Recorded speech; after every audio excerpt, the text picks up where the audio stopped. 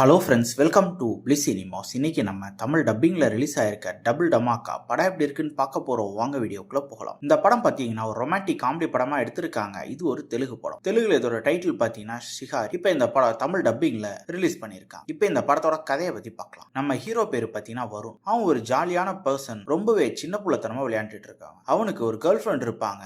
ஆனா ஒரு கட்டத்துல அது பிரேக்கப் ஆயிடுது. அதுல செம்ம காண்டாவரவன் என்ன பண்றான்னு பார்த்தீங்கன்னா, அவன் எக்ஸ் கேர்ள் ஃப்ரெண்டோட அழகான ஒரு பொண்ணை கல்யாணம் பண்ணணும்னு ஆசைப்படுறான். அதுக்காக ஆலியா அப்படின்ற பொண்ணையும் பாக்குறாங்க, கல்யாணமும் ஃபிக்ஸ் பண்றாங்க. அதுக்கப்புறம் தான் பாத்தீங்கன்னா ஆலியாவோட சிஸ்டர், அதாவது எல்டர் சிஸ்டர் அமுல்யா தான் அந்த கல்யாணத்துக்கு உண்டான ஏற்பாடெல்லாம் பண்ணிக்கிட்டு இருக்காங்க. நம்ம ஆளுக்கு கல்யாண பொண்ணோட அக்காவை பார்த்ததும் அவங்க மேல எமோஷன் வந்து அவங்க பின்னாடி சுத்த ஆரம்பிக்கிறான். அதுக்கப்புறம் நடக்கிற சம்பவங்கள்லாம் என்ன, நம்ம ஹீரோ யாரை கல்யாணம் பண்ணா, கடைசியில என்னதான் ஆச்சு அப்படின்றது தான் இந்த படத்தோட மொத்த கதையே. இப்போ இந்த படத்தோட பாசிட்டிவ் பத்தி பார்க்கலாம். பாசிட்டிவ் கண்டிப்பா ஸ்டோரி பிளாட் சொல்லலாம், ஒரு இன்ட்ரெஸ்டிங்கான ஸ்டோரி பிளாட் தான். ஆனா என்ன, 11 படங்களை பார்த்து பழக்கப்பட்ட அதே ஸ்டோரி பார்ட் தான். அத பெர்ஃபார்மன்ஸ்ல ஹீரோவா இருக்கட்டும், ஹீரோயினா இருக்கட்டும், படத்துல எல்லாருமே ஒரு நீட்டான பெர்ஃபார்மன்ஸே கொடுத்திருக்காங்கன்னு சொல்லலாம். கேரக்டர் ரேட்டிங்ஸ் பார்க்கும்போது நம்ம ஹீரோ கேரக்டரை ஃபாலோ பண்ணாலும் இந்த படத்தை பார்த்து முடிச்சிடலாம். இந்த படத்தோட மிகப்பெரிய பாசிட்டிவ் பார்த்தீங்கன்னா படத்துல வர காமெடி போர்ஷன்ஸ் தான். அதுவும் அங்கங்க டயலாக் ஓரியன்டா சிச்சுவேஷன் வச்சு பண்ணிருக்க காமெடி எல்லாம் ரொம்ப சூப்பராக ஒர்க் அவுட் ஆயிருந்தது. அதுதான் இந்த படத்தோட ஃபர்ஸ்ட் ஹாஃப் சூப்பரா எங்கேஜ் பண்ண வச்சுதுன்னே சொல்லலாம். அதே மாதிரி படத்தோட டெக்னிக்கல் ஆஸ்பெக்ட்ஸ்லயும் விஷுவல்ஸா இருக்கட்டும், sound effects, BGM, songs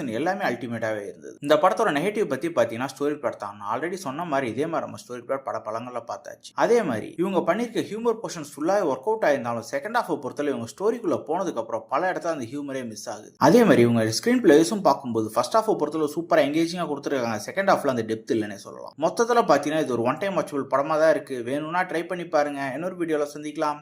thank you.